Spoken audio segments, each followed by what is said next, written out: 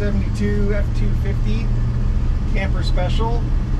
So the camper special had a little bit heavier duty suspension, bigger brakes, front and rear,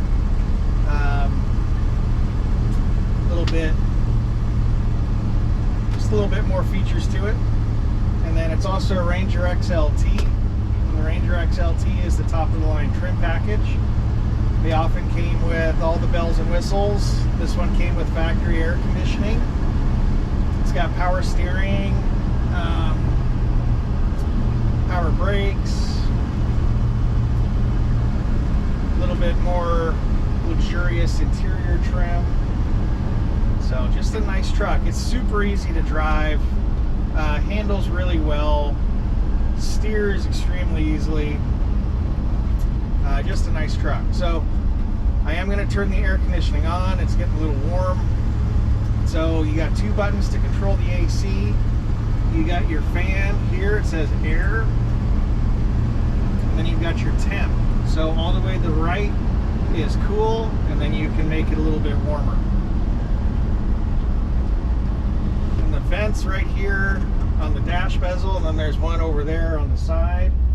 Just really, really nice. I'm going to put it in reverse. Very smooth.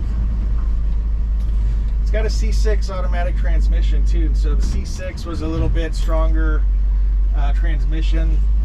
Ford did the C4 and the C6. The C4 was usually found in the half-ton models, the F100s. The C6 was mainly in the F250s and stuff. But this also has, since it's a camper special, it also has a factory 390. And the 390 is night and day, a better engine power plant from a 360. Nothing wrong with the 360, it's just the 390 is really, really nice. All the lights work. Reverse lights work, brake lights work, flashers work, all the dash lights work, turn signals, those all work. Got the horn.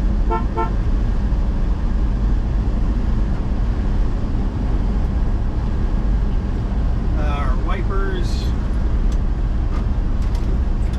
those work. So this truck, 2,000 miles ago, it had a complete engine rebuild, and so if you look underneath the truck, you can see where the block was redone. It's got new freeze plugs. The heads are new. You can see that they've been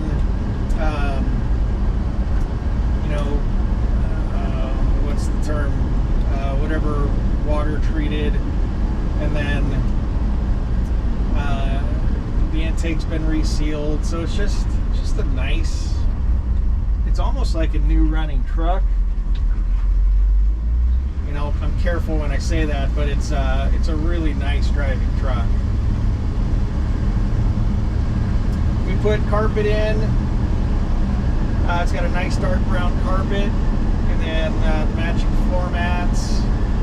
This, I think, is the original dash, like I said in the walk around video. So the radio works. Well, I can get it to turn on, I just can't get it to tune. So if I can't figure that out, then real quick, I got my indicator right here, my right turn indicator. Power steering is super nice. I'm going to wait for these guys to go, and then I'm going to give it a little gas. But if I can't get it to tune, then if you want, I can put a retro Ford radio in it that has an auxiliary cable for your phone.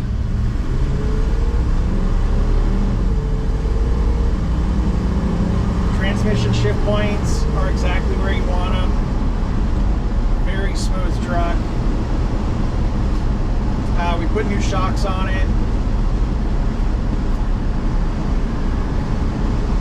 And then the second tank, the auxiliary tank on the side of the truck, that's newer.